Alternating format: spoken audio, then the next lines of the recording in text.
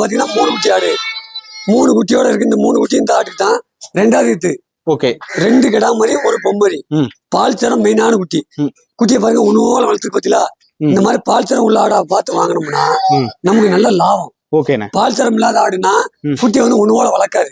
அது வந்து நமக்கு நட்டம் தான். குட்டி வந்து பால் சரம் இல்லைனால உடஞ்சு போயிடும், உயர்ந்தாரம் வராது, கரண்ட் போயிடும்.